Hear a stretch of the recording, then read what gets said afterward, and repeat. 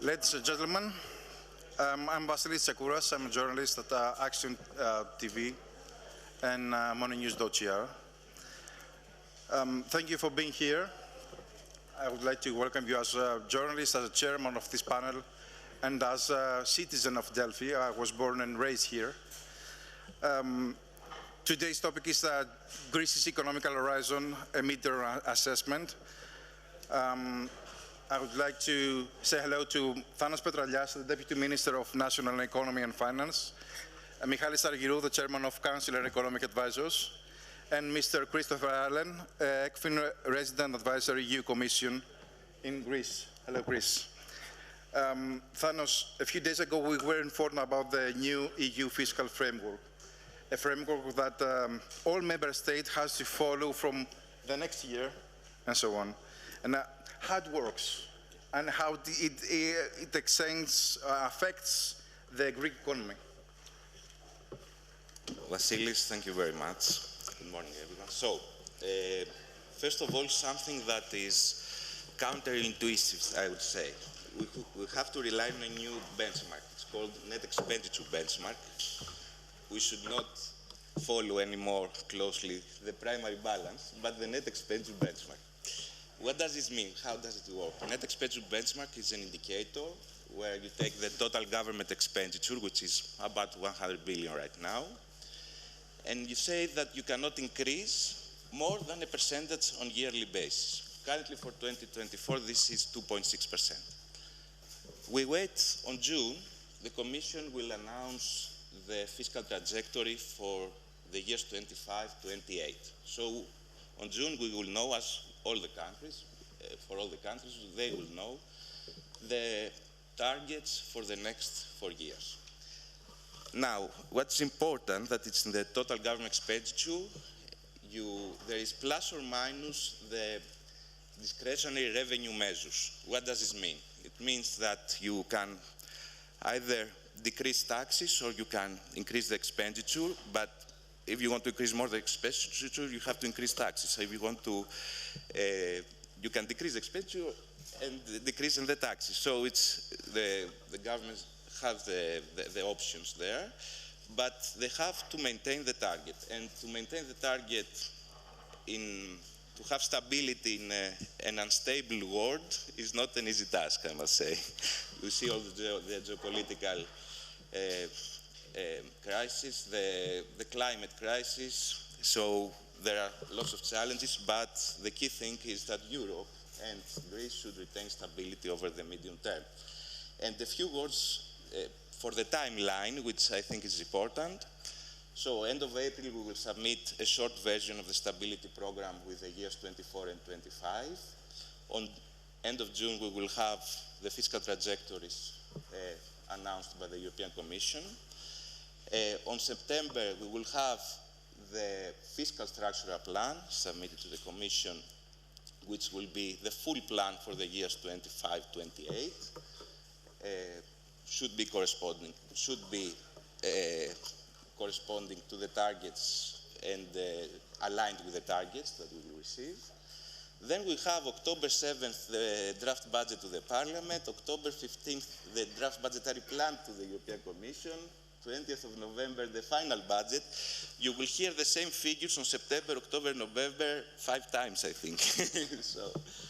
And then in the first quarter of 25, we will have to adopt the new EU fiscal rules to the Greek budget law as a law to adopt the fiscal rules. So thank you, Vasilis. So, Michalis, that sounds like a quite tough job to do for the next months and years. Yes, thank you, Vasilis. And taking a more general perspective, I think that we should explain that this reform is a reform. The new fiscal rules are taking us to a better place when it comes to the fiscal governance of the European Union compared to the previous set of rules. The main idea here is that in order to have growth, you need to have sound public finances. You cannot have sustainable growth if your fiscal house is not in order. But at the same time, we should always remember that fiscal policy is a means towards a bigger purpose, and the bigger purpose is to have sustainable growth. So these two objectives are complementary. They don't go against each other. You cannot have fiscal stability without growth, and you cannot have growth without fiscal stability. So from my point of view, it is a new framework which strikes the right balance. Of course, you can take various aspects, and one aspect could be a little bit more technical than it should be. Maybe we have had a compromise agreement which introduces some unnecessary complexity. But the big picture is that this is a better fiscal framework than the previous one. Now, as far as Greece is concerned, there is also an element which is very positive, and we have been trying to secure that. I refer to the special treatment of investments in defense in the new fiscal framework, which is traditionally important for Greece for well-known reasons, but it has become important for all the EU member states, and we are very happy that this has been accommodated in the new framework. I think that in the future, Greece will have a fiscal trajectory which will contribute to macroeconomic stability. And I would like to say one thing that it is often forgotten. No matter what are the fiscal rules, and our minister, Mr. Hatzidakis, says this all the time, and he is right in pointing this out, we should not forget that there is a very disciplining factor in fiscal policy, and these are sovereign bond markets. Back in 2010, Greece and the other European Union countries did not have a problem because they did not follow the rules internally. They had a problem when the markets decided that they don't want to lend them anymore. So the markets are much more active. Fiscal policy has to be prudent, has to be responsible, because look what happened in the case of our British friends in October 2022. They announced a fiscal plan which was not adding up to the numbers according to the market's perspective, and the result was that the UK had to change government as a result of that. So this is important in today's contemporary discussions because, you know, fiscal policy, among other things, is something that is debated a lot actively, and if you say things which are not realistic, basically you will not be left alone. So it is important to be realistic, and it's important to be saying things which add up to the markets as well. So Greece is a necessary framework after all those crises. Well, I think some changes in the framework were obviously needed. I think the limits of the previous framework were sorely tested in the economic crisis. I think that the new set of rules is much more balanced. It allows much more discretion to member states, and it also has, I would say, a much more practical set of sanctions, which are sanctions not in terms of euros, but in terms of basically an opinion. No, I would say from the Greek perspective, Greece is in a very good situation in relation to the rules. I guess the points that Thanos makes, I mean, are really in relation to the management of the rules. But I think Greece is in a very good situation, and I think that in particular Greece also has the chance to bring forward some sort of fiscal reforms and investments, and I think in developing them, this will be a sort of new policy agenda for the Ministry of Finance, which will be very important. Thanks. So, Thanos, Greece is doing well. We have a significant surplus. Do you think that we have to follow or to be strict from now on for the fiscal goals on our policies? I think the key word is stability. What does it mean is that we have managed to stabilize our finances. We have to keep these targets and stay there. From now on, we have announced a series of measures also in the pre-election program, and we implement them step by step. I must say that the 2024 budget includes measures more than 1.5 billion more compared to the previous year. Just to say the increase of the public sector wage grid, the tax-free amounts for families with children, the minimum required income, the increase, the maternal benefit, the increase in pensions. We have announced at the start of January additional measures like for doctors, overtime compensation, for birth benefit, the special levy for fuels for farmers, the reduction. Recently, the Minister, also Mr. Hatzidakis, announced the measures that will be implemented in the budget of 2025. That was new. We didn't know that we can announce some measures from the previous year for the next year. What happens is that these measures will be included in the stability program that will be presented at the end of the month. So now is the time to present them. And also this gives a message that from now on, you should keep track on the things that we have said. You have to rely on them and be, let's say, on track. You cannot have surprises anymore. This is a new EU fiscal framework, but what we have announced will be implemented. So we will have about 870 million new measures in the 2024-25 budget, like the 0.5% reduction in social security contributions, the abolition of the overhead tax for the self-employed, the special levy for farmers with the new methods that we have announced, with a cost about 100 million, and the increase in pensions according to the mathematical formula that we know. These have been taken into account also in the stability program, but we should stick to that and be reliable also for the markets, and you will see that Greece still is a positive surprise in Europe, and we want to remain a positive surprise. Thank you. So, Michalis, there are plenty of economic features that, if I quote one by one, you will get a general picture of the Greek economy. If you combine these features in one piece, you will get a very specific, the right picture of the Greek economy. Indeed, and thank you for the opportunity of giving me, the chance to say a few things. So the main message here is that Greece is doing quite well, very well, and at the same time, it has the capacity of doing even better. That is the main message. So let's take stock of where we are before seeing where we should go from this point onwards.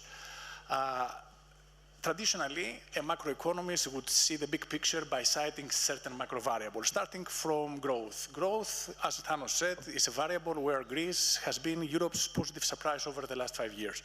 So we have had consistently, after 2021, much higher growth than the European Union, and this is reflected also in living standards. There has been a lot of talk about disposable income. The truth of the matter is that Greece in 2023 was the European champion in terms of increasing real disposable income.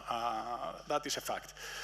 As a result of growth, unemployment is falling, which is very good, particularly among women and the youth. And if there is one variable which is causing always economic and social trouble, that is unemployment. And as long as employment continues increases, we are doing quite well, both in economic and in social terms. Inflation does remain a concern, but as in other European Union countries, it is much lower than it used to be a year ago.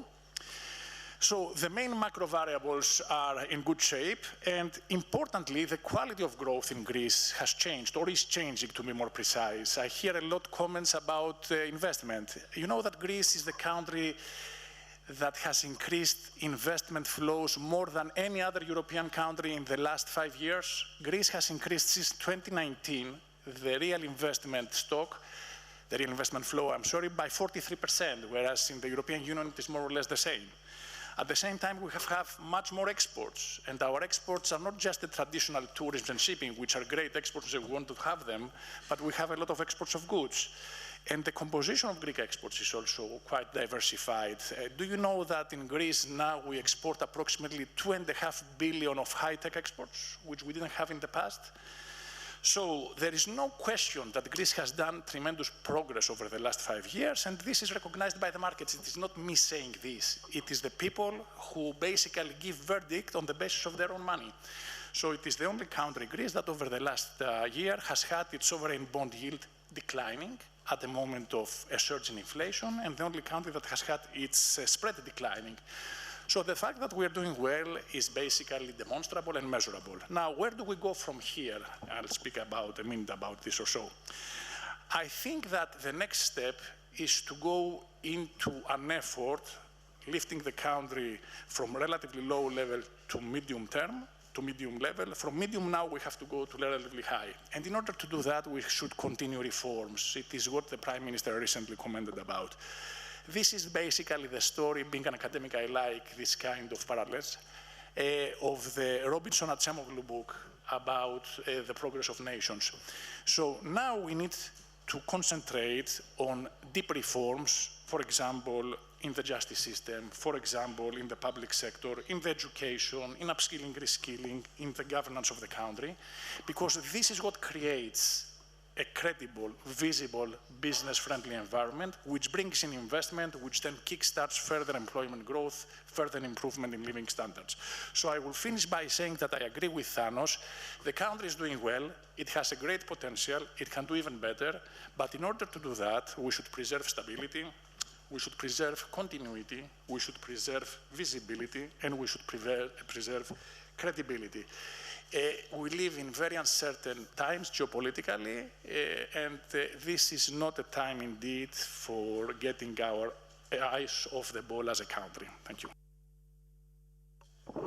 So, Greece, we have a lot of challenges, like the climate crisis. Do you agree that Greece wants new reforms, as Michalis said? Well, thank you for inviting me and asking me such a question. I think that there has been a very big reform agenda in Greece, and I think it's been a very successful agenda.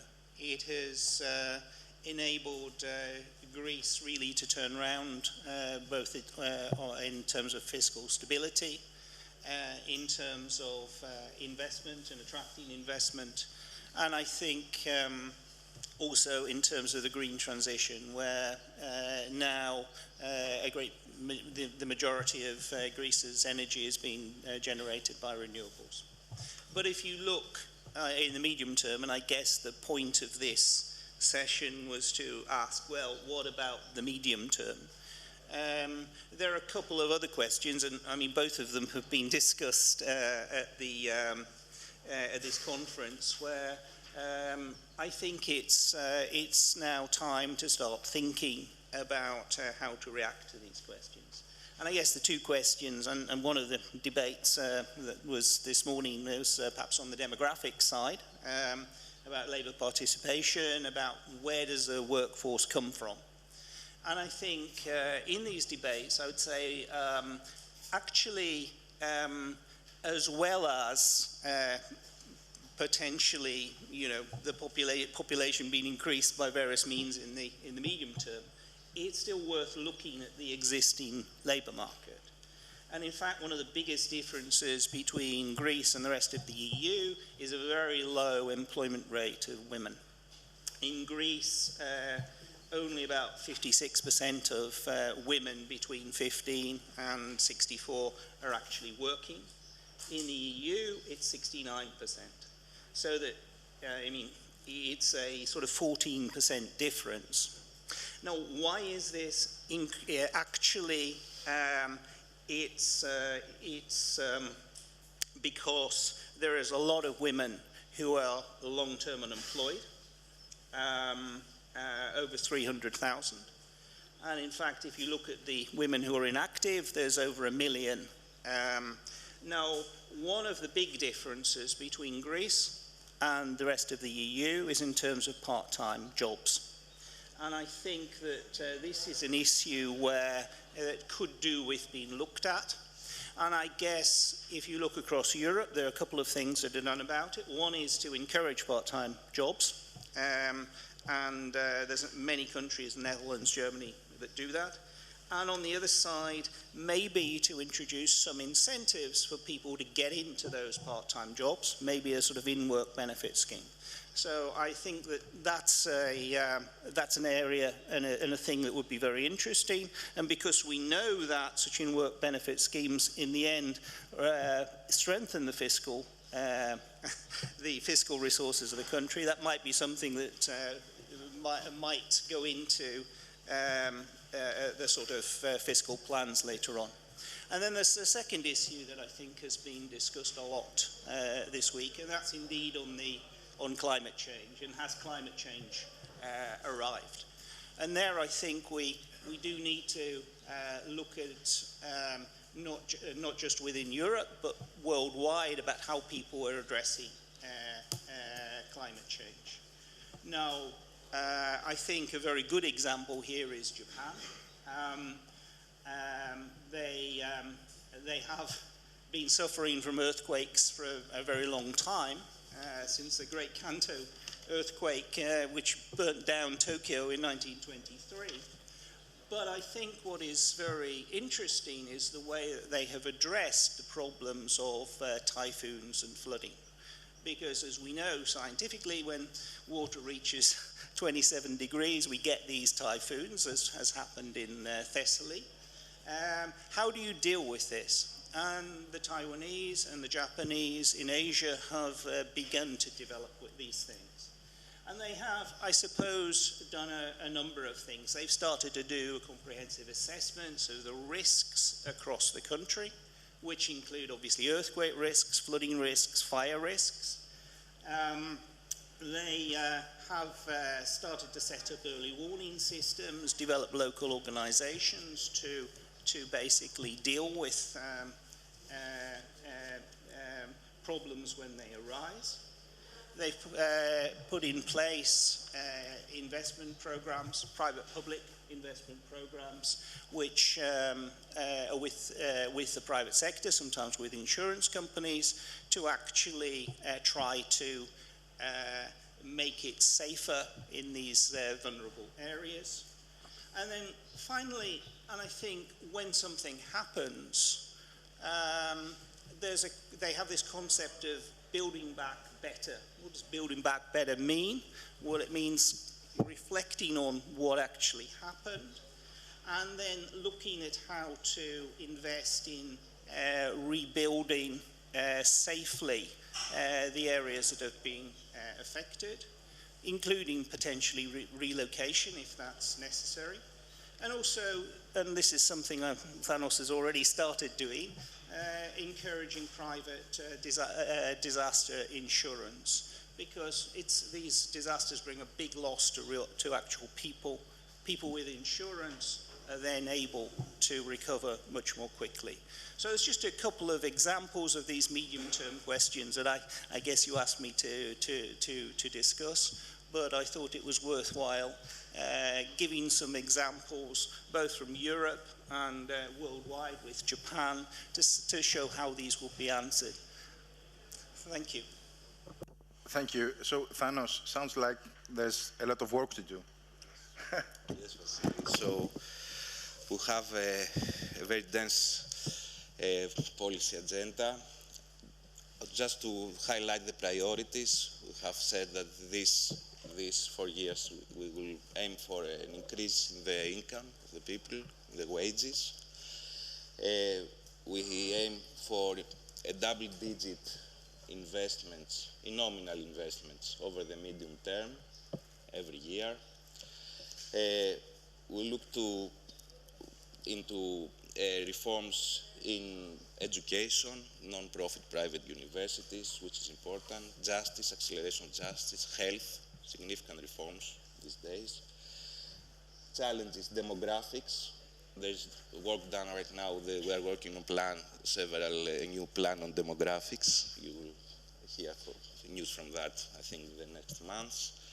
Tax evasion, which is a battle, everyday battle. You have a huge reform agenda, but this ensures also the fiscal stability and the ability to have all these measures that we announce.